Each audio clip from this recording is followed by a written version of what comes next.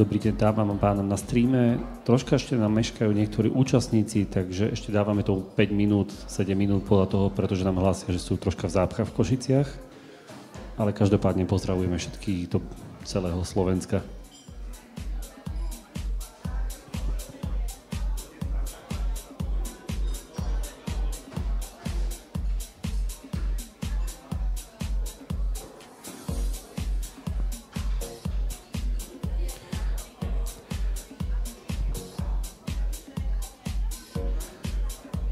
Zatiaľ si vás dovolím ešte informovať, že ak budete mať otázky aj počas konferencie, teda raňajok našich, môžete tak kľudne urobiť na Slido. Tu navidíte aj QR kód, alebo klasicky na slido.com a za hashtagom dať nadpis raňajky.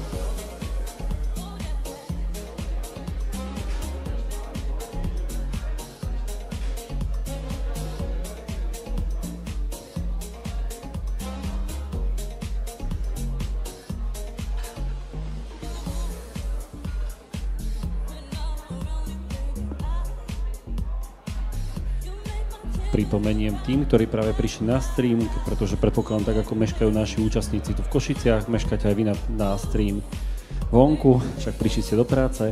Ak budete mať otázky počas vlastne jednotlivých prezentácií, kľudne, ako vidíte, celý čas vám tam svietí link na Slido, môžete si ho buď dať cez QR kód načítať, prípadne potom cez slido.com dať hashtag ranajky a dávať otázky, ktoré na záver budeme klásť aj našim účastníkom.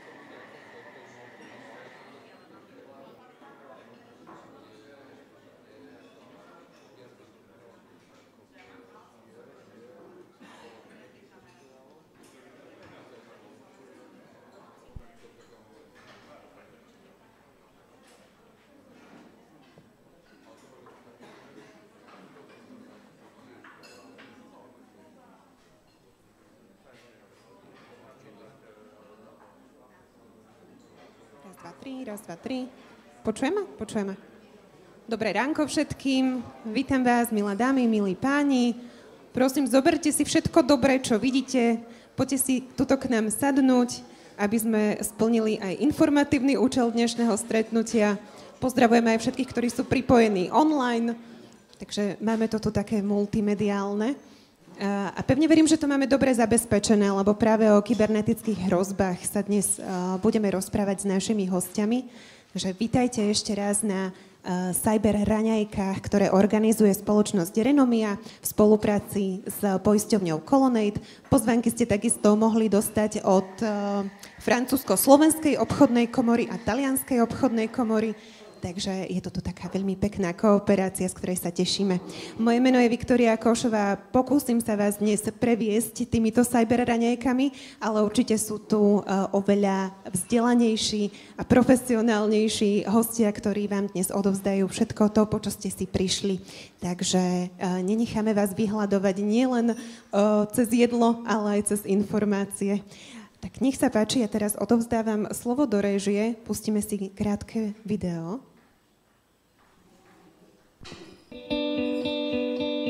Rodinná pekáreň, stavebná firma, tradičná skláreň, medzinárodný dopravca. Čo majú všetci spoločné? Rovnako ako 70 000 spokojných firemných klientov na celom svete sa rozhodli zveriť Renomia do starostlivosti všetko, čo sa týka rizík a poistenia. Bez ohľadu na to, v akom odbore podnikáte, dokáže náš tím expertov odborne zhodnotiť všetky riziká typické pre dané odvetvie a nájsť spôsob, ako ich minimalizovať.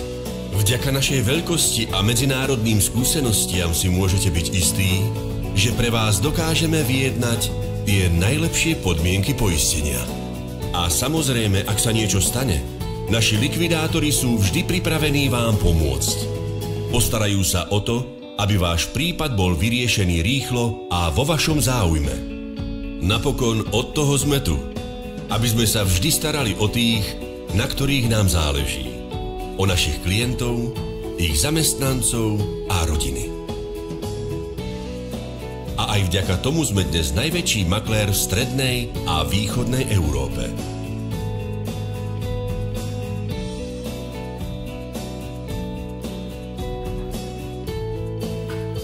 Renomia.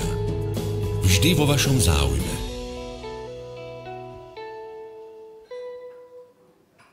Ďakujeme.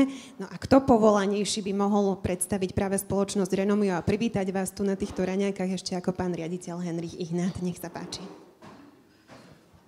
Ďakujem pekne, Viktória, za úvodné slovo aj za privítanie, aby som teda, moje meno je teda Henrich Ignát, mám na starosti spoločnosť Renomia na Slovensku. A aj keď som z Košic, sedíme tu vedľa asi 200 metrov, ak by ste mali záujem po raňajkách, ešte sa prísť pozrieť, vás radi privítame aj u nás. Takisto poisťovňa Colonnade, ktorý je našim partnerom a ďakujeme im za spoluorganizáciu, tak tiež sú vedľa v budove, takže sme v centre diania. Tak ja asi už nebudem rozprávať veľa.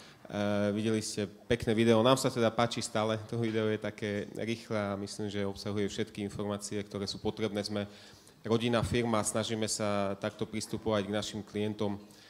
Sú tu aj medzi vami klienti, ktorí sú s nami už možno 15 rokov, myslím, takže zakladáme si na tom, aby tá spolupráca bola dlhodobá a takisto na to, aby vlastne sme vás vedeli bezpečne chrániť a vybrať pre vás tie najlepšie riešenia, tak potrebujeme spoľahlivých partnerov a jedným z nich práve pre tú oblasť poistenia kybernetických rizik je poisťovňa Colonnade, ktorá na Slovensku toto riziko takmer výhradne poisťuje a je takmer jediná, čiže je to naozaj v týchto končinách taký najpovolanejší partner pre toto riziko. Takže ja už asi nechám slovo a účinkujúcim alebo tým naozaj najväčším odborníkom dneska a ešte cez Viktóriu potom odovzdáme slovo kolegom. Takže ďakujem, teším sa, kľudne si sa ponúknite a budem rád, ak strávime spolu príjemnú hodinku a pol a budem rád, ak po tých prezentáciách sa rozprúdi nejaká diskusia na túto, si myslím, veľmi aktuálnu tému. Takže ďakujem pekne a vítajte, ďakujeme, že ste prišli. Ďakujeme veľmi pekne. Chytím sa tej myšlienky diskusie, lebo neviem, či ste to všetci zachytili. Možno na online to bolo lepšie počuť, ale môžete využiť slajdo na otázky. Takže kto sa bude hanbiť a nechce to povedať nahlas, môže to napísať. Nájdete nás pod hashtagom raňajky, teda bez diakritiky raňajky. Ešte zo pár organizačných informácií. Jedlo bude stále doplňané, takže toho sa nebojte. Budeme naozaj mať aj čo jesť, aj čo príjmať informačne. Ak by ste ale hľadali toalety, tak ich nájdete tiež úplne na konci, uvidíte tam také detské stoličky pritom, takže ani to sa nestratíte. A uvidíme, ako nám to celé pôjde. Čo poviete? Začneme teda s jednotlivými prednáškami. Prvá predstaví poistenie kybernetických rizik ako jeden z nástrojov, ako znížiť riziko takéhoto kybernetického incidentu. Avšak treba mať na pamäti aj to, že vysoká úroveň IT zabezpečenia vo firme je vždy základom, súčasne aj predpokladom pre takéto cyberpoistenie. Takže produktový manažer Renomie, pán Michal Pilecký, nás vo svojej prezentácii zoznámi s takýmito možnosťami. Nech sa páči.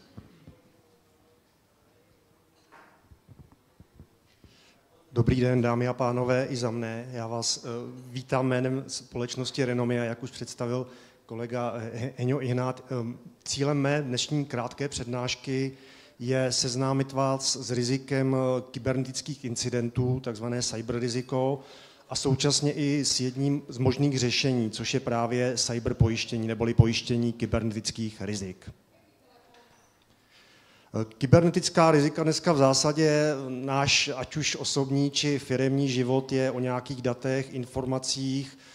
V zásadě všichni už komunikujeme online, existují online řešení v každém biznisu a dá se říci, že jakákoliv společnost nezávisle na velikosti či předmětu podnikání je tímto rizikem ohrožena. To je prostě realita dnešních dnů.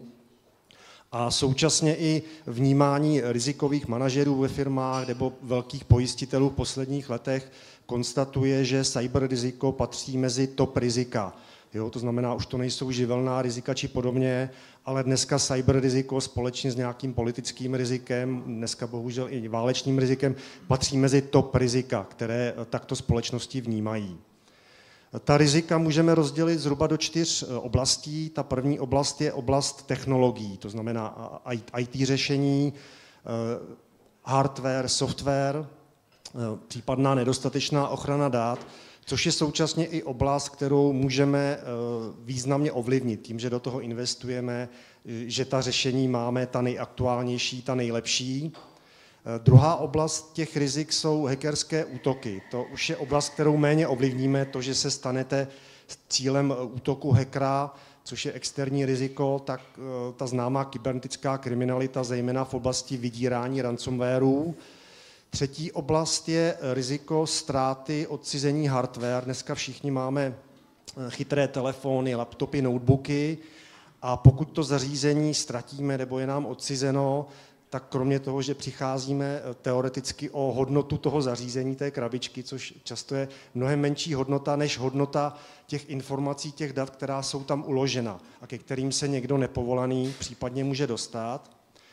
A poslední riziko, ale ne nejmenší riziko, naopak to největší riziko, jsou zaměstnanci, takzvaný lidský faktor. Lidský faktor je největší riziko v jakékoliv oblasti podnikání a kybernetická rizika nevyjímaje. U těch zaměstnanců či bývalých zaměstnanců hrozí 2 rizika. První riziko je nedbalost, to znamená, přestože máte super zabezpečení, IT řešení na nejvyšší možné úrovni, všichni jsou proškoleni, máme směrnice, tak ve finále ta nejčastější cesta, jak ten hacker se dostane do té firmy, je právě přes nějakou nepozornost zaměstnance, jo, který si ideálně otevře e-mail od neznámého odesilatele a ještě pro jistotu klikne na tu přílohu a tím ten škodlivý vir tam pustí do té firmy, což je oblast té nedbalosti, anebo to může být úmysl, kdy stávající nebo bývalý zaměstnanec chce tu firmu poškodit, ať už reputačně, to znamená, že třeba někde zveřejní citlivé informace o té firmě nebo o zákaznících té firmy, A nebo přímo s úmyslem se obohatit. Jo? Máme případy, kdy zaměstnanec firmy vezme databázi klientů a nabídne jí konkurenci. Jo? Všechno to je o těch datech, o těch informacích, takže lidský faktor jednoznačně největší riziko a riziko, které můžeme jen málo ovlivnit.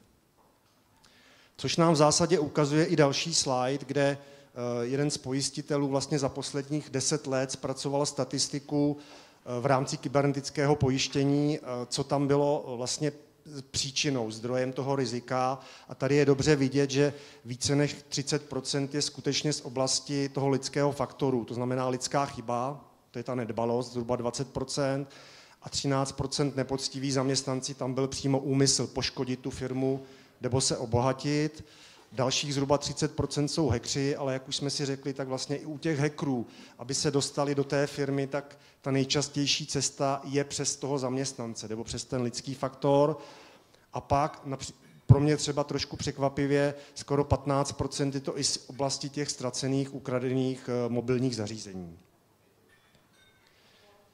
Další slide nám ukazuje vlastně opět ze statistik pojistitelů, pokud už k tomu kybernetickému incidentu dojde, co se řeší a kde vlastně vzniká škoda, nebo kde je riziko té firmy, odkud ta data unikla, nebo která byla napadená. A tady je dobře vidět, že zhruba jenom 15% reálných škod nebo reálných odškodnění ze strany pojistitelů je v oblasti odpovědnosti, to znamená nějakých nároků ze strany třetích stran. Jo, vy samozřejmě jako firma odpovídáte za data svých zákazníků, klientů, zaměstnanců, pacientů. Pokud ta data uniknou, tak samozřejmě kdokoliv z těch třetích stran vůči vám může uplatnit nárok na náhradu újmy, často soudní cestou přes žalobu. Nicméně, jak tady vidíme, je to zhruba jenom 15% těch případů reálných škod. Mnohem větší riziko v případě kybernetického incidentu, kdy ta firma je napadena, hrozí v oblasti tzv. first party, vlastních škod pojištěného. To znamená, pokud je firma napadena tím hackerem, tak většina těch škod, která se řeší z pojištění a kterou utrpí ta firma, je v oblasti vlastní škody a jsou to náklady na obnovu dat a systémů, samozřejmě v rámci toho, aby ta firma mohla co nejrychleji a opět v plném provozu fungovat. Přerušení provozu samozřejmě dneska jakýkoliv biznis je závislý na těch online řešeních více či méně, to znamená, pokud nejsou data dostupná, nefungují počítače, nefungují servery, tak v zásadě jakoukoliv firmu to dneska může nějakým způsobem paralyzovat, to znamená nefunguje, neobchoduje, nedodává, nefakturuje, má přerušení provozu, takže tady se řeší riziko ušlých zisků a fixních nákladů. A to přerušení provozu je spojeno s tím druhým největším rizikem, které se dneska řeší, a to je vydírání, takzvané ty ransomware, ty vyděračské viry, které v zásadě i souvisí s tím přerušením provozu, kdy ten hacker vás napadne, zaviruje vám počítače, nefungují počítače, nefunguje IT online řešení a tím právě souvisí i to přerušení provozu. Takže určitě největší riziko a nejvíce těch škod dneska je v oblasti vydírání těch ransomwareů a následném přerušení provozu, ke kterému ve firmě dojde. Pokud už k tomu kybernetickému incidentu dojde, tak co se řeší? Samozřejmě řeší se únik dat a informací, to je právě spojeno s tou odpovědností vůči třetím stranám, ať už je to GDPR, odpovědnost za osobní data zaměstnanců, zákazníků, fyzických osob, anebo odpovědnost za data vašich business partnerů. Jo? I s těmi samozřejmě ty smlouvy, které máte uzavřeny, jsou důvěrné a neměly by být nikde zveřejněny, neměl by se k tomu dostat nikdo nepovolaný. To znamená, to je ta oblast odpovědnosti.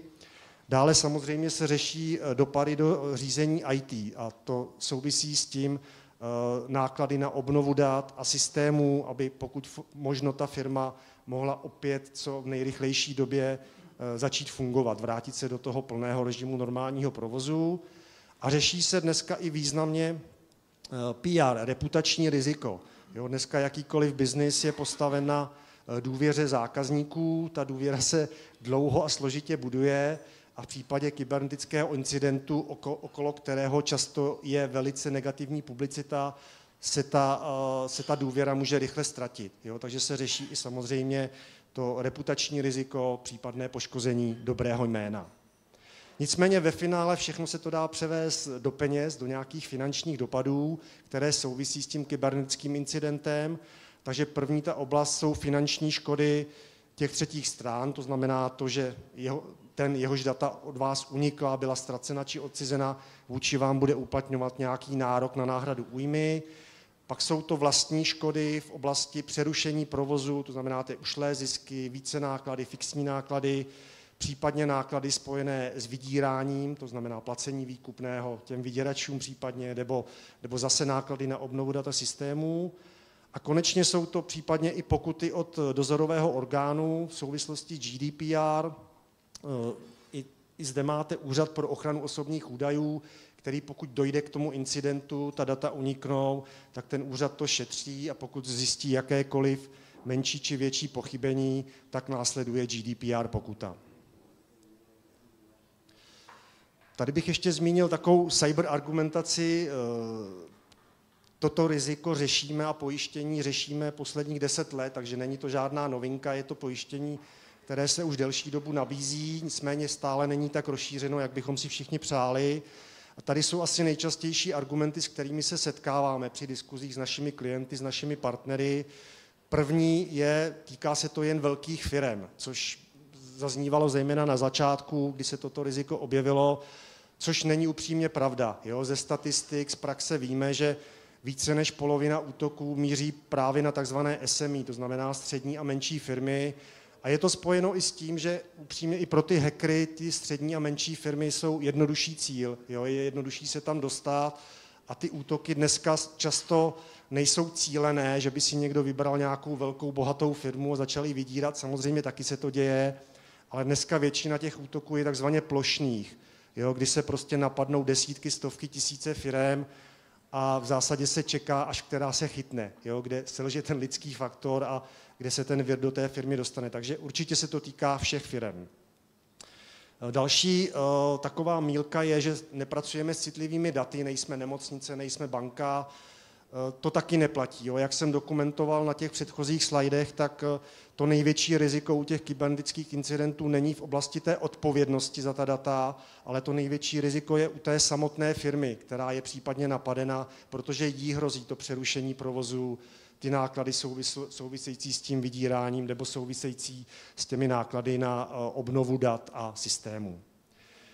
Další argument, samozřejmě, který zaznívá zejména od IT pracovníků ve firmách, je vždycky máme silnou IT ochranu, což je určitě super, je to dobře a upřímně je to i základ vůbec toho, aby třeba ta firma byla pojistitelná nebo si to pojištění mohla sjednat. Tady určitě musím zmínit to, cyberpojištění není náhrada toho, že si nevytvoříte vysokou úroveň IT zabezpečení ve firmě, je to až doplněk. Vlastně vždycky pojištění je to, že se tam přenese to zbylé riziko, takže ani ta super IT ochrana nezabezpečí to, že se nestanete obětí toho útoku, protože opět musím zmínit ten lidský faktor. Lidský faktor ve finále může selhat a to je věc, kterou můžeme jen málo ovlivnit. Já tady dávám takový příměr s majetkovým pojištěním. Všichni si sjednáváme majetkové pojištění, ať už pro osobní byty, domy, auta, nebo pro firemní majetek. A i u toho majetkového pojištění samozřejmě všichni počítáme s tím, že tam musí být splněna nějaká úroveň zabezpečení, ať už proti požáru nebo proti odcizení a následně se sjedná to pojištění, protože všichni víme, že to riziko tam vždycky nějaké zůstane a úplně stejně to funguje nebo by mělo fungovat i u toho cyberpojištění. Vysoká úroveň IT zabezpečení, věnovat se tomu riziku těch kybernetických incidentů, nicméně vždycky tam riziko zůstává a to je právě možné přenést do toho cyberpojištění. A konečně další poslední argument. Dneska řada firm využívá externí poskytovatele, ať už těch IT služeb, nebo nějaká úložiště pro ta data, ty cloud servery a podobně. Nicméně pořád to, že uložíte data u externího partnera, vás nezbavuje odpovědnosti za ta data. Pořád jsou to data vašich zákazníků, klientů, vy za ně odpovídáte. Pokud uniknou, tak ten poškozený půjde po vás. A samozřejmě pořád tam hrozí to přerušení provozu. Ta dobrá, nebo aspoň věřím dobrá zpráva je, že v zásadě veškerá ta rizika, která jsem tady zmínil, která hrozí a souvisí s tím kybernetickým incidentem, se dají přenést na pojištění, jsou pojistitelná. To znamená, v rámci pojištění kybernetických rizik je možno to pojistit od A až do Z, to znamená od začátku toho incidentu až do konce, to znamená, pokud dojde k tomu incidentu, tak to pojištění umí pokrýt náklady na krizové řízení, včetně vydírání. Každá z těch mála pojišťoven, která toto pojištění nabízí, má nasmlouvané externí partnery v oblasti PR, právníky, ale zejména IT firmu, která se specializuje na podobnou problematiku incidenty, což je například společnost Arikoma, tady partner pojišťovny Colonnade, která v zásadě, pokud k tomu incidentu dojde, tak se to nahlásí do pojišťovny a následně ihned komunikujete s tím IT partnerem té pojišťovny a ten incident společně řešíte. Řešíte samozřejmě na náklady na obnovu datasystému, to všechno je hrazeno. Řeší se ta odpovědnost vůči třetím stranám. Pokud vůči vám někdo uplatní nějaký nárok a žádá odškodnění, tak zase je to kryto a řeší to právníci pojišťovny. Toto pojištění jako v zásadě jediné na trhu umí pokrýt i tu vlastní pokutu, kterou byste případně dostali, to znamená tu pokutu GDPR za vlastně porušení té ochrany těch osobních údajů, takže i tu pokutu v případě incidentu to pojištění za vás umí případně zaplatit nebo uhradit. Řeší se přerušení provozu, jak už jsem řekl, společně s tím vydíráním největší riziko a tady se řeší klasické ušlé zisky a fixní náklady. Jo? Všichni známe klasické živelní pojištění, kde si asi pojišťujeme přerušení provozu a víme, že když ta fabrika schoří, tak trvá x měsíců, než se postaví nová a opět se to uvede do provozu a mezi tím samozřejmě firma přichází o zisky, nabíhají fixní náklady, více náklady a úplně stejně to funguje i u toho kybernetického incidentu. Jo, pokud dneska většina těch výrobních podniků je závislá na těch automatizovaných systémech, online řešeních, IT řešeních, tak v zásadě i jakoukoliv továrnu, fabriku, ten pás, kde běží automatizovaná výroba, bez počítačů, bez dat to neběží, takže tam je to přerušení provozu a tady potom to pojištění umí zafungovat a zaplatit ty ušlé zisky a více náklady. A konečně případně asi rovněž všichni známe z reality kybernetické trestné činy, takzvaný social engineering, ty phishingy, fake emails a podobné záležitosti, kdy se stanete obětí podvodu ze strany hackerů a například na základě nějaké podvodné e-mail komunikace pošlete peníze na jiný účet, než mělo být původně zasláno, ať už dodavateli či odběrateli. I toto je možné připojistit v rámci cyberpojištění. Cílová skupina, tady jsou asi vyjmenované ty nejrizikovější oblasti, jako když je to zdravotnictví, hotely, dodavatelé elektřiny, vody, plynu a podobně. To jsou firmy, kde mají velké databáze, maloobchody, e-shopy. E-shopy asi největší riziko. Prostě e-shop, když stojí 2-3 dny v důsledku toho, že tam došlo k incidentu, tak to pro tu firmu v zásadě může znamenat konečnou. Jo, dneska je taková konkurence, že pro toho klienta není nic jednoduššího, než si kliknout na jiný e-shop a vy jste tím přišli o biznis. Telekomunikace, média, notáři, finanční instituce, samozřejmě banky, pojišťovny, nicméně i ten průmysl, automatizovaná výroba. Jo? Dřív jsme si to neuměli úplně představit, že se to týká i klasických výrobních, obchodních, logistických firem, ale i tam všechno je závislé na datech, na počítačích a máme řadu případů reálných škod, kdy logistické firmy týden, 2 týdny stály. Jo? Prostě bez počítačů, bez dat, ty kamiony, ty lodě, ty kontejnery, neví kam má jet. Jo, prostě dneska jako manuálně přes papíry se to těžko řídí. A v zásadě předposlední slide, pojištění kybernetických rizik, jak je na tom aktuálně trh tohoto pojištění.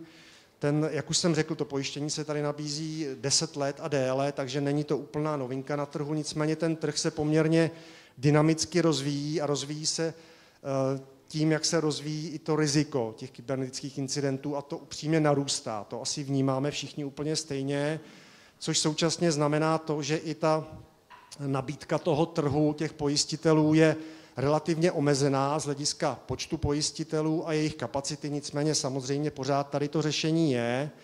Nicméně v posledních letech došlo k nárůstu pojistného spoluúčastí, ale kde byla ta nejzásadnější změna v posledních letech, je v oblasti úpisu toho rizika. Přísnější úpis toho rizika, Reálně před 10 lety stačil dvoustránkový dotazník. Všichni znáte z pojištění dotazníky, jak se vyplňují, tak dřív to byl dvoustránkový dotazník, kde bylo jenom pár dotazů a na základě toho se dělala nabídka. Dneska ten dotazník má 12, 14, 15 strán, protože upřímně to riziko se vyvíjí, učí se to ve finále i ti pojistitelé podle těch reálných případů, takže dneska je přísnější úpis toho rizika. To znamená, opravdu základem je kvalitní cyber security ve firmě, to znamená nastavit si poměrně vysokou úroveň toho IT zabezpečení a pak je možné přenést, a určitě dobré, přenést to riziko do cyber pojištění. To je vlastně jedno z možných řešení. A úplně poslední slide, jenom taková poznámka. Viděl jsem, že tady určitě bude i pár zástupců z IT společností, softwarových společností, tak tady jsem chtěl jenom zmínit to, že u těchto firm je to riziko potřeba řešit ve 2 oblastech, a to je oblast pojištění profesní odpovědnosti, pokud poskytujete tu odbornou službu, a následně k tomu cyber pojištění. Jo? Specificky u těch IT firm je to riziko, se překrývá v rámci těchto 2 produktů, takže pokud by měl někdo zájem, tak určitě potom v rámci diskuze nebo po těch seminářích se k tomu můžeme ještě dostat. Tak, to bylo za mě. Děkuji za pozornost. Předám slovo. Ďakujeme veľmi pekne, to bol pán Michal Pilecký zo spoločnosti Renomiano a my pokračujeme ďalej. Máme tu druhého pána na holenie, ktorý vám povie, ako sa nedať oholiť práve pri kybernetických útokoch. Viem, že ste sa tešili na pána Maroša Barabasa, ale myslím si, že pán Patrik Drugda zo spoločnosti Arikoma Enterprise Cyber Security vám úplne všetko sprostredkuje tak, ako má byť. Nech sa páči. Haló, tak dobré ráno. Dovolte, aby som sa teda ešte raz predstavil. Moje meno je Paťo Drugda a pracujem v spoločnosti Arikoma už viac ako 20 rokov. Počas tejto doby vlastne celý čas sa venujeme kybernetickej bezpečnosti a pomáhame našim zákazníkom budovať tú kybernetickú bezpečnosť, ale takisto im pomáhame aj riešiť rôzne kybernetické útoky, ktoré sú vedené na tieto spoločnosti. Na mikrofón. Ďakujem. Ja som si dnes pre vás pripravil ukážku takých 3 príbehov, ktoré sa odohrali v nedávnej dobe a boli to príbehy, ktoré sa odohrali tu v našom regióne. Čiže nie sú to nejaké ďaleké krajiny, sú to firmy, ktoré pochádzajú z Čiech a Slovenska a sú to reálne útoky, ktoré prebehli. A je to taký prierez, v podstate taká ukážka toho, čo sa teraz v poslednej dobe deje najčastejšie. Ako prvé, keď budem hovoriť teda o tých hackerských útokoch, tak by som si dovolil tak zamyslieť sa nad tým, že kto to je vlastne ten hacker, ako vyzerá. Tak veľa ľudí si ho naozaj predstavuje nejako takto, ako nejakú záhadnú osobu v nejakej kapuci. Je to nejaká tajomná bytosť, ktorá má nejaké nadprirodzené schopnosti v oblasti IT, pretože v tých filmoch je to tak vykreslované, že príde hacker a keď ho požiadajú, aby niečo hackol, tak si sadne k počítaču, ktorý zásadne musí mať minimálne 4 monitory, na ktorých bežia nejaké divné čísla. Chvíľku búcha do klávesnice a potom sa postaví a povie, som tam. Hej. Tak takto to ako v skutočnosti naozaj nefunguje. Skutočnosť je taká, že sú to normálne ľudia, ktorí žijú svoje životy, tak ako aj my, chodia do práce, majú svoje zamestnanie, poprípade majú nejaké svoje vlastné firmy. Akurát sa rozhodli, že si tú cestu k tomu bohatstvu nejakým spôsobom skrátia. Hej. A to je dôvod, prečo vlastne sa venujú tomuto hackingu. Veľa z nich to robí práve kvôli tomu, aby na tom nejakým spôsobom zbohatli. Tak ako už kolega spomínal, dnes veľmi časté útoky, ktoré vidíme, tak to sú hlavne tie plošné, to sú tie ransomwareové útoky, alebo potom ten únik informácií, kedy niekto získa tie vaše data a zverejní ich niekde najčastejšie na dark webe, čo je v podstate taká, určite niektorí ste sa s tým stretli, časť internetu, na ktorú sa bežne neviete dostať, potrebujete k tomu špeciálny prehliadač, ale už keď sa tam dostanete, tak vidíte vlastne, čo všetko sa tam dá napríklad kúpiť, predať. Hej. Obchoduje sa tam samozrejme s takými nelegálnymi vecami, ako sú drogy, zbrane, ale takisto aj informácie. Čiže pokiaľ by vám niekto tie dáta ukradol, tak s najväčšou pravdepodobnosťou niekde tam sa tie dáta nachádzajú a niekto si ich môže kúpiť. Takže poďme k tomu prvému prípadu, ktorý sme nedávno riešili. Bol to útok na člena manažmentu, konkrétne v tomto prípade to bol riaditeľ spoločnosti.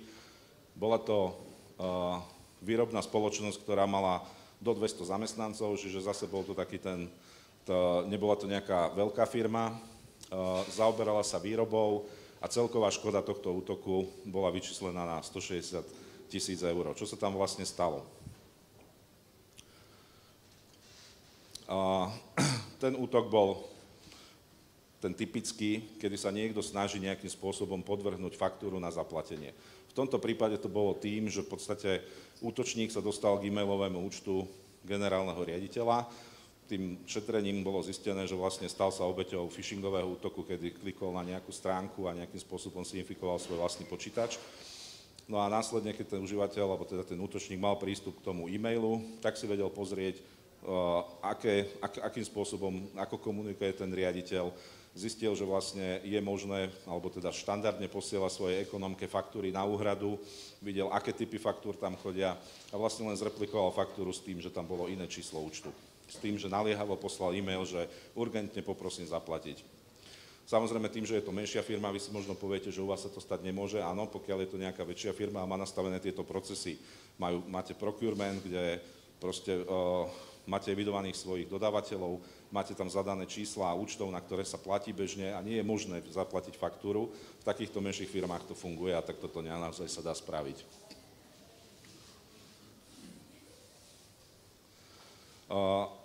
Ďalší útok, ktorý popíšem, tak je to práve z kategórie ransomwareu. Bola to spoločnosť alebo štátny podnik Slovenskej republiky, kde ten počet zamestnancov bol okolo 3000. Ten celkový dopad tohto ransomwareového útoku do dnešného dňa nemám presné číslo, pretože nebol publikovaný ani nejakým spôsobom, pravdepodobne ani ešte nebol zatiaľ spočítaný. Výsledok bol taký, že spoločnosť bola ochromená, niekoľko týždňov nebola schopná fungovať. A čo sa tam vlastne stalo? To, čo je ransomware, asi každý z vás vie. Je to v podstate ten škodlivý kód, ktorý vám zašifruje data a potom nejakým spôsobom sa vás snaží vydierať. To, ako sa k vám dostane, tých ciest je mnoho. Hej. Konkrétne v tomto prípade sa jednalo o útok priamo na administrátora toho podniku, tej štátnej firmy, kedy predtým, ako sa tam ten ransomware dostal, tak s ním komunikoval ten útočník s tým, že sa vydával ako za firmu, ktorá bola dodávateľom tohto podniku a presvedčilo ho o tom, že na ten systém, ktorý tam majú, tak je potrebné aplikovať nejaký patch. Hej. Ten administrátor sa na to nechal nahovoriť a samozrejme ten malware, ktorý potrebovali prepašovať cez všetky tie tú perimetrovú ochranu, nebolo to možné poslať e-mailom, nebolo to možné len tak stiahnuť, pretože tá firma má na tom perimetri nejaký ten next-gen firewall, ktorý by pri štandardnej prevádzke toto zastavil. Tak ten útočník ho presvedčil, že pošleme to šifrovanie a kľúč k tomuto patchu vám pošleme do SMS-ky. Ten administrátor v tej dobrej viere naozaj si stiahol tento patch, rozšifroval to, aplikoval ho a potom v priebehu pár dní zistili, že majú zašifrované komplet 2 datacentrá. Čo sa stalo, tak bolo nutné vystavať nové datacentrum, obnova záloh a celé fungovanie toho podniku nabehlo až, myslím, že po viac ako 2 týždňoch.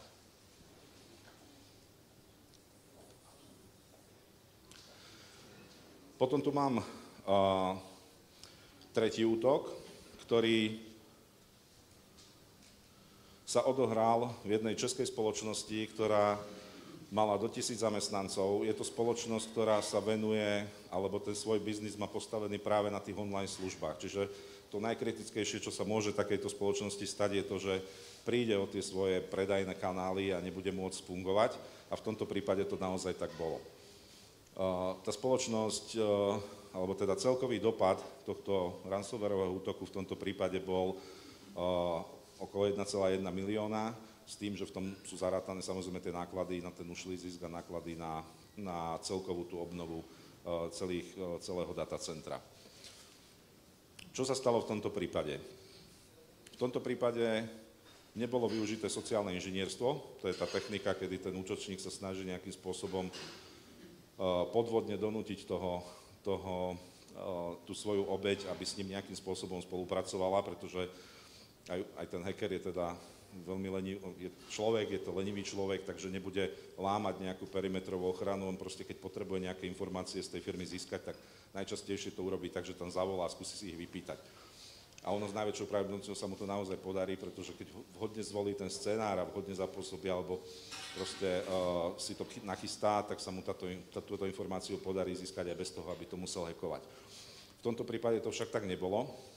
Bolo to pomocou zraniteľnosti Log4j, ktorá bola publikovaná už niekoľko rokov dozadu, ale napriek tomu ešte boli spoločnosti, ktoré túto zraniteľnosť ošetrenú nemali. No a to bol prípad aj tejto firmy, kedy vlastne na vypublikovaných službách do internetu mali túto zraniteľnosť a pomocou tejto zraniteľnosti sa ten útočník dostal najskôr na ten webový server, odtiaľ už potom v rámci internej siete na domenový kontroler a odtiaľ, keď získal domenové oprávnenia, tak už vlastne mal pod kontrolou všetky počítače v sieti. Jeho cieľom bolo rozdistribuovať ransomware a vydierať túto spoločnosť. Keď už mal tie prístupy, on to neurobil tak, že by pustil to šifrovanie hneď, ale načasoval to na víkend, kedy predpokladal, že vlastne tí zamestnanci budú doma a nebude v tej firme žiadna osoba, ktorá by dokázala nejakým spôsobom zasiahnuť. A toto sa mu naozaj podarilo, pretože to šifrovanie počas toho víkendu zasiahlo, dá sa povedať, že celú infraštruktúru a odstavili im komplet všetky systémy, čo sa týka serverovej časti a takisto aj pracovných staníc. Čiže vlastne prvá informácia o tom, že sa niečo deje, prišla až v pondelok ráno, keď prišiel prvý zamestnanec do práce a volal na support, že sa mu nedarí prihlásiť do počítača. Ten support bol na takéto telefonáty zvyknutý, takže on spočiatku tomu ani nevenoval nejakú veľkú pozornosť, pretože si povedal, že asi sa kolega vrátil z dovolenky a nevie si spomenúť na heslo, takže naozaj trvalo celé do obedie, pokiaľ si ten support uvedomil, že to už nie je normálne, keď sa tie požiadavky začali hromadiť, no a začali to riešiť dosť neskoro. Takže naozaj to došlo až tak ďaleko, že museli obnovať komplet celú infraštruktúru, všetky pracovné stanice.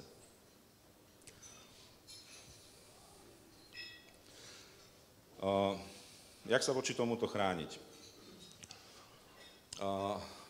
Máme naozaj málo času na to, aby sme si tu teraz rozprávali o tom, ako budovať informačnú bezpečnosť v organizáciách, ale v princípe sú to nejaké také 3 základné kamene. To znamená, že treba v prvom rade nasadiť adekvátnu technologickú ochranu. To znamená systémy, ktoré vám pomôžu ochrániť perimeter, ktoré vám pomôžu chrániť pracovné stanice, endpointy, EDR riešenia, XDR riešenia a tak ďalej. Čiže všetky tieto technologické veci, ktoré vám vedia pomôcť po tej technickej stránke.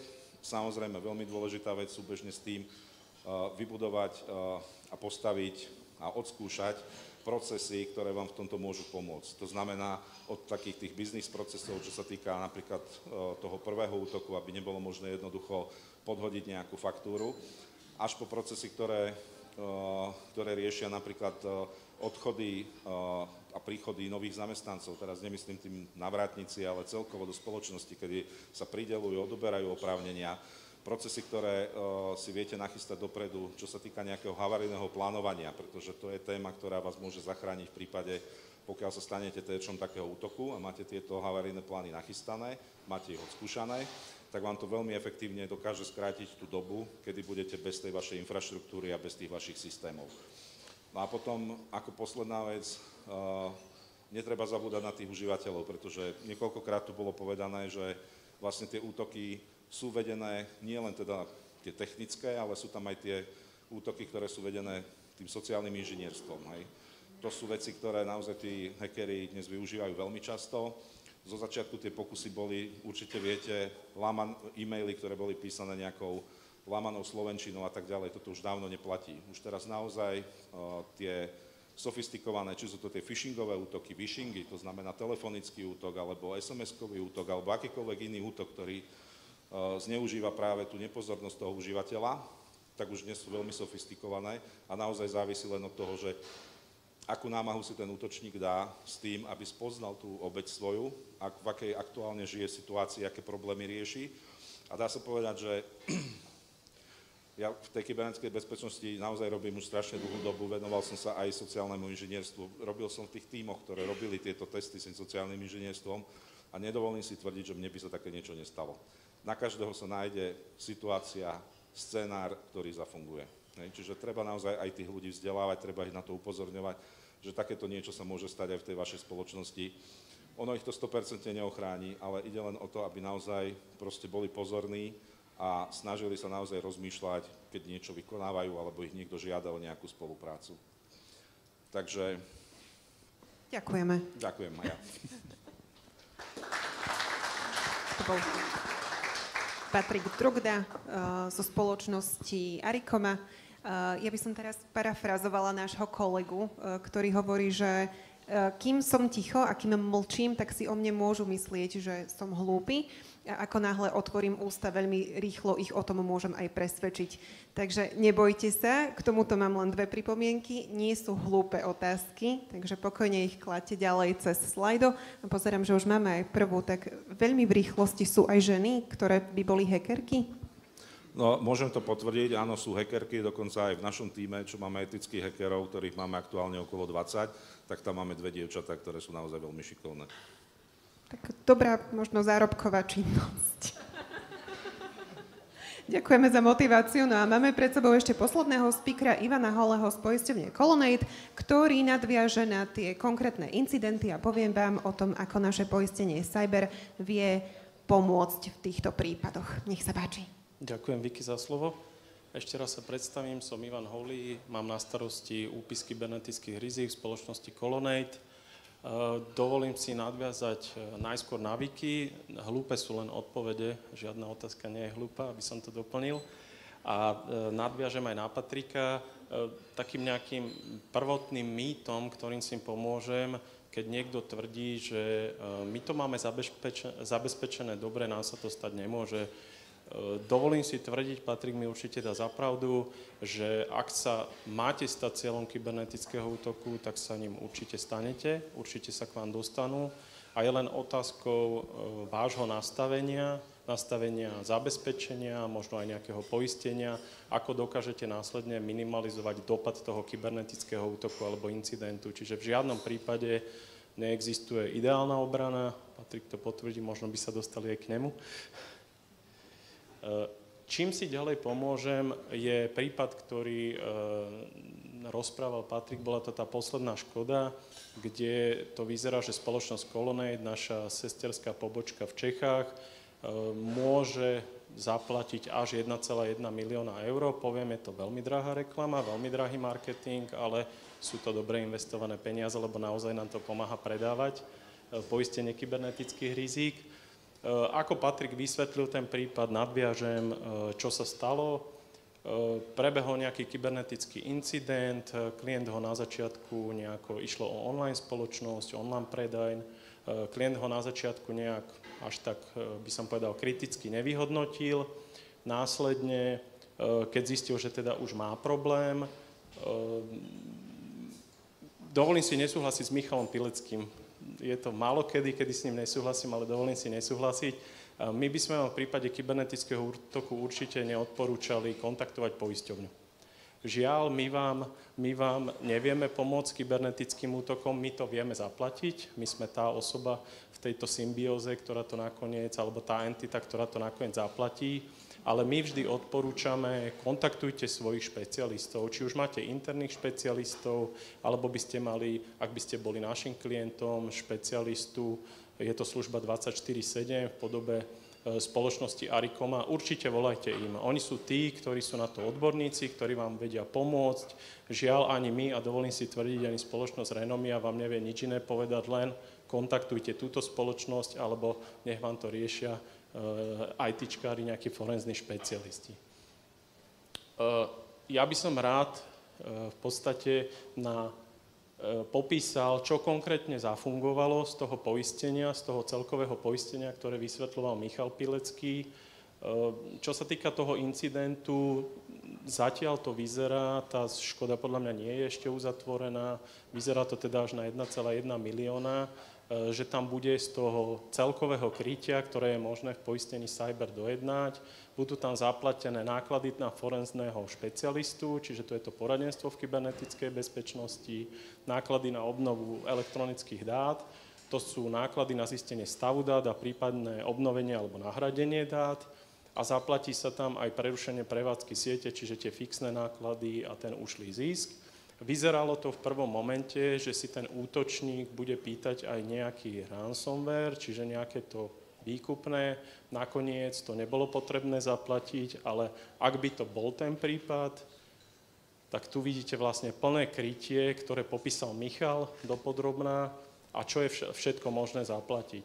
V podstate tá časť A a B sú nejaké third party losses, alebo je to tá zodpovednosť, kde teda môže dôjsť napríklad k tomu zverejneniu tých osobných údajov alebo aj dôverných informácií, kde za dôvernú informáciu my považujeme akúkoľvek obchodnú informáciu. Môže to byť následne, ak by išlo o osobné údaje a GDPR, mohlo by tam dôjsť ku konaniu dozorného orgánu, kde by ste napríklad potrebovali nejakých právnikov, boli by tam nejaké náklady na šetrenie a prípadne by tam bola pokuta.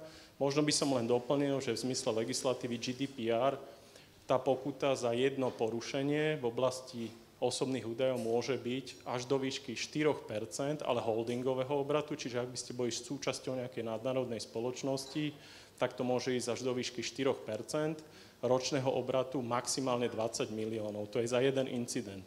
Čiže viete si asi predstaviť, že ak by ste mali tie incidenty 2-3 a nebodaj by sa regulátor rozhodol, že z vás urobí odstrašujúci prípad, tak to môže byť až 80 miliónov. V podstate tie krytia, základné krytie je neoprávnené nakladanie s údajmi, porušenia administratívnych a regulačných povinností a náklady na odborné služby. My sa snažíme ponúkať celý ten balík, pretože ako aj vidíte z tohto konkrétneho prípadu, bez dojednania napríklad prerušenia prevádzky siete, čo zároveň s vydieraním sú asi tak najväčšie položky v tomto konkrétnom prípade, by ste nemali dostatočné krytie. Čiže my vždy určite odporúčame poistenie kompletného cyber, ale máme aj produkt GDPR, ktorý vlastne zahŕňa iba časť A, B a C, pričom v časti C sú to len náklady na oznámenie. Čiže my určite odporúčame ten rozdiel cenový, tam nie je nejaký zásadný. Samozrejme, ako Michal spomínal, treba si tam urobiť tú domácu úlohu. My na posúdenie toho, je tam aj ten AEC alebo ARICOMA, najnovšie, Cyber Attack Incident Response Service. Je to služba 24/7 a keď si to predstavíte, je to úplne iná filozofia asistenčnej služby, ako poznáte. Pretože vy poznáte asi asistenčnú službu, keď niekde zavoláte, oni vám povedia, nabúrali ste auto, odvezú vám ho do servisu, nahláste to v pondelok, urobte toto a nahláste to v pondelok na poisťovnu. No keď máte v piatok večer kybernetický incident a nahlásite to v pondelok do poisťovne, tak tie náklady môžu byť kľudne 1 000 000 eur. Čiže my odporúčame, nie je to povinné, máte v svojej poistnej zmluve telefónne číslo, kde 24/7 môžete vlastne volať, zdvihne vám to špecialista zo spoločnosti ARICOMA a nejakým spôsobom sa bude vás snažiť priviesť do takého toho stavu, jak sa hovorí, že business as usual, čiže aby ste mohli fungovať ďalej. Niekedy nás to stojí dosť, ale hovorím, dobrá reklama. Čo sa týka získania poistenia, v podstate máme 2 druhy dotazníkov. Je to základný dotazník, ako spomínal Michal. Ten dotazník 10 rokov dozadu naozaj bol dvojstranový, z čoho, dovolím si tvrdiť, polovicu prvej strany tvorila identifikácia toho žiadateľa. Momentálne je to 10-12 strán. Ten úpis je podrobnejší, pýtame sa viac, chceme vedieť viac, pretože to poistenie je naozaj pre klientov, ktorí si urobili tú domácu úlohu a čím lepšie ste si ju urobili, tým výhodnejšie podmienky poistenia viete získať. Ak náhodou máte biznis, ktorý je silne závislý, by som povedal, na nejakých riadiacich systémov alebo na prevádzkových technológiách, máme nejaký doplnkový dotazník, ale zatiaľ sme, poviem na rovinu, nemali nejaký zásadný problém s vyplnením týchto dotazníkov. Možno na záver by som ešte sa pristavil pri takom nejakom mýte, lebo samozrejme, že poisťovňu si každý predstavuje, že bude poisťovať len nízkorizikových klientov alebo klientov, ktorí platia veľa. Pri cyber poistení najviac platia tí klienti, kde je extrémne vysoké riziko a škála našich klientov, musím povedať, je naozaj od nejakého účtovníka až po kritickú infraštruktúru, ktorú s našimi partnermi dokonca sme poisťovali a poisťujeme na Slovensku. Čiže nie je pravdou, že by sme si ako keby vybrali len tie hrozienka. Ak máte akékoľvek otázky, radi počas networkingu zodpovieme. Ďakujeme veľmi pekne. Keď si mi tak dobre nadhodil, tak rovno poďme na tie otázky. Ak máte nejaké priamo tu, tak ja za vami dobehnem s mikrofónom v rámci možností. Ak ich nechcete klásť takto nahlas na rovinu, tak využite to naše slajdo, buď cez QR kód, alebo aj cez ten hashtag raňajky. A myslím, že rovnako na online by sme to mali vidieť, takže aj z domu alebo z ďalších kancelárií čakáme na to, aby ste využili príležitosť naozaj opýtať sa odborníkov to, čo vás zaujíma, čo tu ešte dnes možno neodznelo a s čím by ste odtiaľto chceli odísť, aby sme splnili účel vôbec tohto stretnutia. Tak nech sa páči, za kým dobehnem. Kto bude ten prvý odvážlivec, ktorý prelomí ľady? Stále tá prvá je najhoršia však. Ja sa medzi tým opýtam. Nech ja som tá. Ivan, ty si načrtol tú problematiku tých mýtov. Ty si o tom rozprávala aj na našej predchádzajúcej konferencii. Čo je podľa teba takéto najzávažnejšie, čo by sme dnes ešte mohli vyvrátiť? Poviem na rovinu, ja som to už spomínal, jeden z takých tých najväčších mýtov je, že no dobre, vy mi predáte poistenie a u mňa príde ku kybernetickému incidentu a budem na to úplne sám. Možno to tak funguje niekde, ale asi my traja sa prezentári zhodneme na tom, že potom to asi nie je dobre vyskladané to poistenie, pretože základom pre klienta nie je mať dojednané poistenie, ale je mať partnera špeciálne pri kybernetickom incidente, ktorý okamžite reaguje. My sme si preto nejakým spôsobom zazmluvnili spoločnosť Arikoma, ktorá je vám k dispozícii v prípade poistenia 24/7, kde keď zavoláte, máte tam hneď špecialistu, ktorý aktívne v podstate od prvej sekundy rieši a nie je to asistenčná služba, hovorím štýlu, zavolajte nám v pondelok, lebo pri tom kybernetickom incidente to proste nemôže potom zafungovať. Takže myslím si, že toto je mýtus a snad sme ho aj vyvratili. Ďakujem veľmi pekne. Sú teda nejaké ďalšie otázky? Ak nie, tak možno s plnými brúškami nám to pôjde lepšie. Nech sa páči, choďte sa. Pardon, ďakujem za upozornenie. Dobrý deň, je cyberútok trestný, preto netreba volať priamo nejak políciu? Kto nám na toto vie odpovedať? Polícia, nepolícia? Patrik, nech sa páči. Zapnuté to máte. Výborne. V prvom rade je naozaj nutné kontaktovať špecialistov, ktorí vám s tým dokážu pomôcť. Polícia tá jedine dokáže pozbierať potom údaje. A tu by som možno povedal ešte jednu takú vec, ktorá sa veľmi často stáva. Keď som spomínal tie ransomwareové útoky, tak niekedy sa stane to, že nám volá zákazník, že mal som tu ransomwareový útok, musel som všetko obnoviť zo záloh, prídete prosím vás vyšetriť, čo sa stalo. No tak keď už tie systémy sú obnovené zo záloh, tak tam už žiadne stopy nie sú a už nikto nič nevyšetrí. Čiže vtedy nie je nutné už volať ani tú políciu a takisto ani my vám veľmi nepomôžeme. A to je práve to, čo spomínal kolega, že pokiaľ naozaj máte poistenie a máte nejaký prebiehajúci kybernetický útok, čím skôr zavolať našim kolegom, pretože naozaj sú tam 24x7, oni vám dokážu, možno pokiaľ je ten útok v takej fáze, tak ho dokážu zastaviť, dokážu eliminovať tie škody, čo je vlastne v záujme aj poisťovne, pretože čím skôr dokážeme zasiahnuť a čím skôr odstavíme toho útočníka v tej sieti, nemusí to byť vyslovene len ten ransomwareový útok, môže to byť čokoľvek iné, tak tie škody dokážete takýmto spôsobom zeliminovať. Takže následne potom sa rieši to, že či sa bude volať polícia, či to vôbec má zmysel a či budete podávať nejaké trestné oznámenie. Já bych možná jenom doplnil ještě z pohledu pojištění. Určitě klíčové je řešit ten IT problém. To znamená, od toho je zde právě ten IT forenzní tým, to je ta asistence, která vám pomůže s tím skutečným problémem. Nicméně s ohledem na pojištění se jedná o kriminální čin, o trestný čin, to znamená, tu policii je potřeba notifikovat. Jo? Je to i s ohledem na to, ta policie vám většinou nepomůže, minimum těch případů se vyšetří a dohledá se ten pachatel, nicméně i pro to minimální procento jako té úspěšnosti je potřeba to notifikovat, protože potom v zásadě i ta pojišťovna má případně právo regresu. Takže policii je to potřeba nahlásit, ale tím to většinou končí tím nahlášením. Pak čekáte dlouhou dobu na nějaké vyšetření a ten výsledek většinou není žádný, takže klíčová je ta IT asistence. Môžem to možno nejako zjednodušiť alebo uchopiteľnejšie si predstaviť, že ak by horelo napríklad, tak tiež najprv nevoláme políciu, že niekto mi podpálil byt, ale voláme požiarníkov, lebo idem najprv hasiť ten požiar, tak? Dobre tomu rozumiem? Cca? No už sa chytám, už pri vás múdriem. Máme ešte zo pár otázok. Je home office nejak vypichnutý v poistení, bezpečnosť v domácnosti a podobne? Ivan, na teba? Vypichnutý v zmysle ako vylúčený? Alebo... Neviem o tom, že by to bolo vylúčené. Stále viac prechádzame na ten home officeový spôsob práce. A je pravdou, že je to o niečo viac zvýšené riziko, ale zase firmy investujú do toho, aby chránili nejakým spôsobom. Máte dvojfaktorovú autorizáciu, kým sa prihlásite do siete, čiže na toto zase musí byť to IT security nastavené.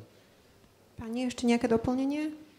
Já bych jenom podtrhl to, co říkal Ivan. Není to někde vyloučeno v pojištění, s tím rizikem se počítá. Samozřejmě v době covidu většina lidí byla na home officech, takže nakonec se to promítlo i do toho samotného pojištění, do toho rizika, které se zvýšilo. Nicméně je to pojištěno, ale opět se na to pamatuje i v rámci třeba toho úpisu těch dotazníků, kde jsou cílené dotazy na to, jak je právě zabezpečen třeba ten vzdálený přístup těch zaměstnanců do těch systémů, což jsou ty multifaktory a podobně. Zatiaľ posledná otázka. Či sa môžem stať obeťou kybernetického útoku, aj keď nie je cieľene smerovaný priamo na mňa alebo na moju spoločnosť? Tak nejaký príklad z praxe si to žiada. Určite. To je práve to, čo som spomínal aj v rámci tých mojich ukážok.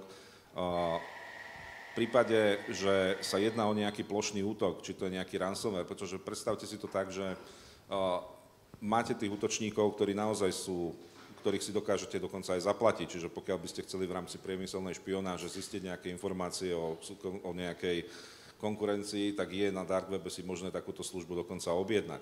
Dokonca dnes tomu pomáha veľmi výrazne umelá inteligencia, ako keď si zoberiete ChatGPT, každý s tým asi má už nejakú skúsenosť, lebo sa o tom stále píše. Tak ale tento ChatGPT toho vie strašne veľa, vie vám poradiť, ale má nejaké etické limity. Keď mu dáte otázku, akým spôsobom vykonať niečo, čo nie je úplne legálne, tak vás na to upozorní a neodpovie.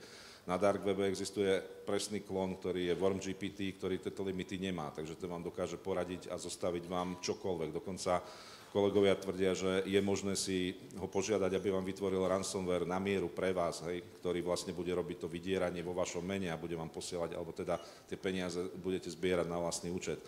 No a tieto útoky, pokiaľ sa jedná o takýto veľký útok, ktorý je plošný, tak je väčšinou robený nejako automatizovane. Pokiaľ je to nejaký phishingový útok, tak tí útočníci používajú nejaké uniknuté databázy e-mailových adries, ktoré sú takisto kúpiteľné a sú dostupné a pokiaľ sa v týchto databázach e-mailových nachádzajú napríklad vaši pracovníci, tak sa veľmi ľahko stanete terčom aj bez toho, aby to bolo celené na vás. Pri tých plošných útokoch je dôležité to rozdistribuovať čo najviac, pretože nie každý je ochotný zaplatiť. Inak mimochodom, keď už sa o tom bavíme, tak nie je to dobrý nápad platiť to výkupné tým útočníkom, pretože veľakrát sa stane, aj z mojej skúsenosti viem, že zaplatíte a nič sa nestane, žiadny dešifrovací kľúč vám nepríde, takže toto nie je dobrý nápad. Hej?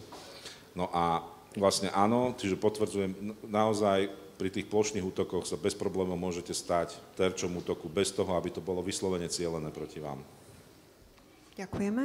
Máme ešte niečo? Áno, letím. Môžem začať zbližšia? Tuto. Dobrý deň. Chcel by som sa opýtať, aký je približný pomer medzi nejakým štandardným výkupným a medzi cenou za vaše služby, aby som si to vedel nejako zrátať. Teraz pokiaľ sa pýtate na služby Arikomy ako našich security špecialistov, tak závisí podľa toho samozrejme, že tá výška toho výkupného je vždy rôzna. Hej. Ja konkrétne napríklad mám nedávnu skúsenosť, kedy môj sused už dávnejšie odhalil, že sa venujem informatike a bezpečnosti a nedávno mu ransomware zašifroval QNAP disk, kde v podstate ten sused je starší pánko, alebo teda pánko vo veku svojom a vlastne celý život tancoval v sluku. Pochodil celý svet a furt mi tvrdil, ukazoval mi tam tie jeho videá, čo tam má, z Ameriky, z Japonska. Celú tú svoju históriu má na tom QNAP. A teraz bol napadnutý tým ransomwareom. To výkupné, ktoré tam bolo, tak v prepočte to bolo niekde okolo 1500 eur. Čiže tí útočníci vedia, že tam nemôžu pýtať 100 000, ale v podstate bolo to smerované na tých bežných užívateľov. Samozrejme, ten sused dvakrát zaplatil to výkupné, až potom prišiel za mnou sa spýtať, že čo s tým má robiť, pretože vôbec netušil, čo sú to bitcoiny, ale proste tá hodnota emočná, ktorú v tom mal, v tých jeho fotkách, v tých videách, ten celý svoj život, tak bola taká, že bol ochotný si kúpiť tie bitcoiny, zistiť vlastne, čo to je, kúpiť si to, zaplatiť, čakal, nič sa nestalo, potom mi tvrdil, že si myslel, že to urobil niečo zlé, lebo to robil prvýkrát, tak sa to pokúsil zaplatiť ešte raz, ale aj tak sa nič nestalo. No a pokiaľ teda budú takto fungovať vlastne tí užívateľe, alebo teda tie obete, že naozaj budú ochotní platiť tie peniaze tým útočníkom, tak proste tie útoky budú. No a ten pomer, no ono je to o tom, že vždy si musíte urobiť hodnotenie toho, aby ste adekvátne chránili nejaké aktívum. Ako nebudete chrániť aktívum, ktoré má hodnotu 100 000 pre vás nejakou technológiou alebo nejakými procesmi alebo niečím, čo vás bude stať 1 000 000. To je nezmysel. Čiže vždy treba zvoliť ten správny pomer toho, kde sa vám pretnú tie krivky, že aká je výška toho rizika a toho, že akú hodnotu to pre vás má. Takže je to o tom, to správne nastaviť. Ďakujeme. Ďakujem pekne. Ja by som sa chcel spýtať, čo sa všetko môže stať, ak mi niekto ukradne firemný mobil alebo firemný počítač? Aké to predstavuje riziko pre firmu, z ktorého mám trebárs prístupy do firemných databáz a sietí? No, to riziko je tam veľmi veľké. Závisí podľa toho, keď si zoberiete, že vaši užívateľia, hlavne teraz, keď bola tá doba toho covidu, tak to bol veľká ukážka toho, že vlastne zrazu z tej vašej pevnosti, z tej vašej organizácie, kde tí užívateľia dennodenne pracovali a kde bola tá nejaká perimetrová ochrana, čiže boli tam nejaké tie firewally, nejaké next-gen firewally s rôznymi ochranami a vlastne tie počítače boli chránené. Zrazu tí užívateľia boli nútení odísť domov. Zrazu to boli počítače, ktorí boli po celom Slovensku a tá ochrana tam nebola. Pripájali sa na internet cez svoje domáce pripojenie, kde taká ochrana nie je, ako máte vo vašom podniku. Veľakrát, čo sme zistili, tak tie počítače, ktoré boli napríklad pracovné, tak boli využívané aj deťmi, pretože samozrejme ten pracovník bol doma a teraz zrazu bolo treba sa prihlasovať na rôzne online vyučovania. Takže naozaj infikovanie takéhoto počítača mimo organizáciu, a to hovorím, nemusí to byť len vyslovene krádež, ale akokoľvek k tomu zariadeniu, pokiaľ niekto dostane prístup, a si zoberte, že to zariadenie má pomocou VPN-ky prístup potom do siete. Čiže keď sa infikuje to zariadenie vonku a pripojí sa do VPN-ky, tak vlastne ten malware alebo ten útočník má prístup potom do tej vašej siete. No a čo sa týka tej krádeže, tak závisí od toho, že aké informácie všetky sa tam nachádzajú. Väčšinou sú tam prístupy nadefinované, predefinované do VPN-ky, sú tam rôzne informácie. Závisí od toho, čo všetko máte na tom počítači. Hej. Ale je to veľká pomoc k tomu, aby ten užívateľ, minimálne sa dá vytiahnuť vaše heslo z toho počítača, čiže už má prístup k vášmu účtu. A dnes v tej dobe, kedy všetko funguje v cloude, Office 365 a podobne, tak vlastne vy ste dali tomu útočníkovi vlastne komplet všetko nachystané. Môžeme ďalej? Vidím tu pre mňa veľmi stresujúcu otázku, lebo obsahuje veľa cudzích slov na mňa. Ale teda nestačí niekedy nemať len freeware, antivírus, antimalware. Preložte, prosím, najprv.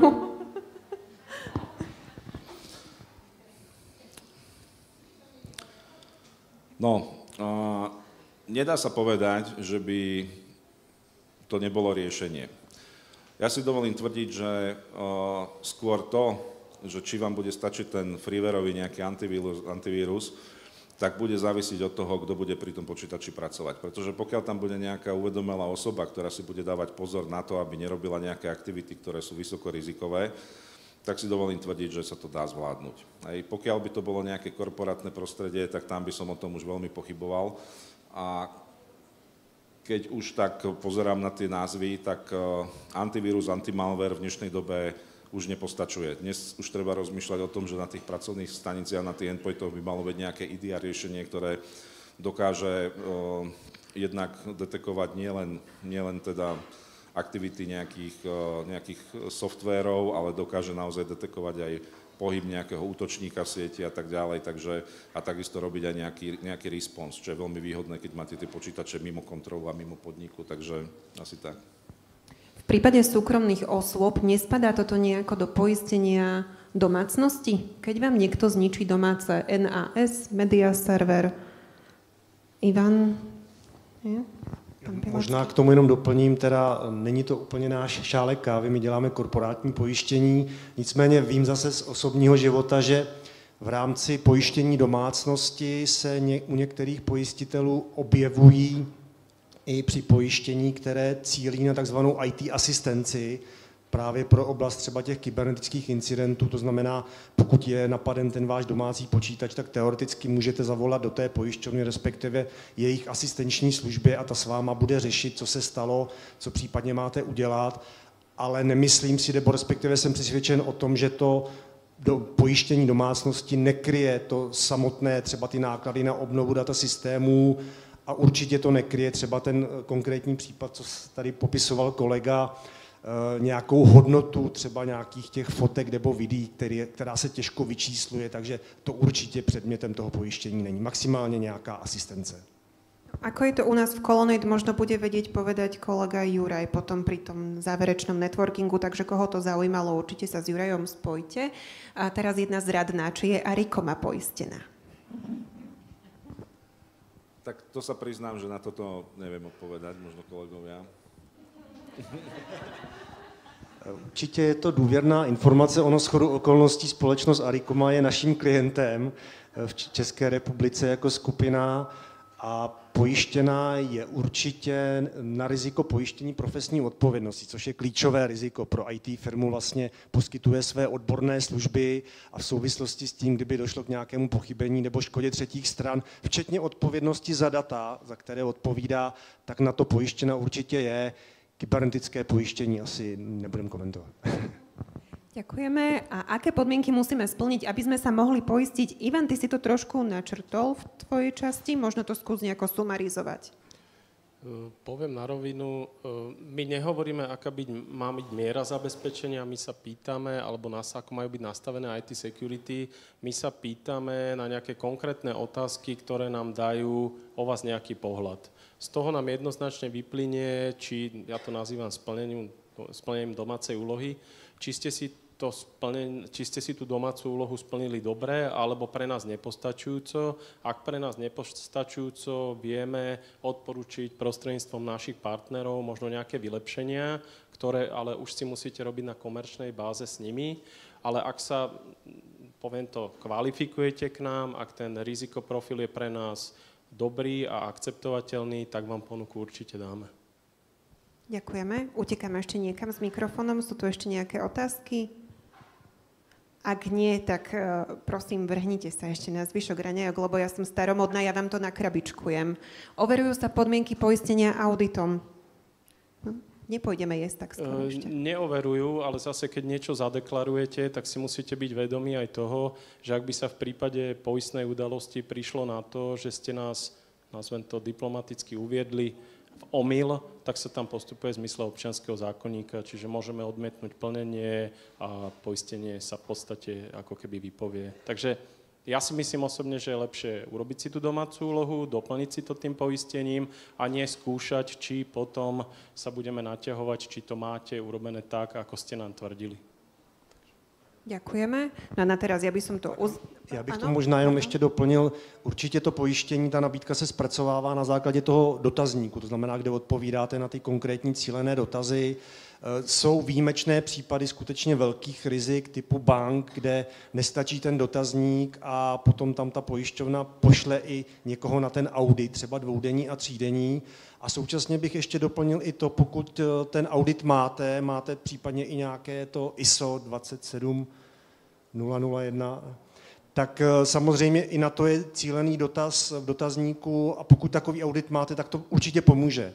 Neřeknu, že to úplně nahradí ten dotazník a je to určitě velké plus.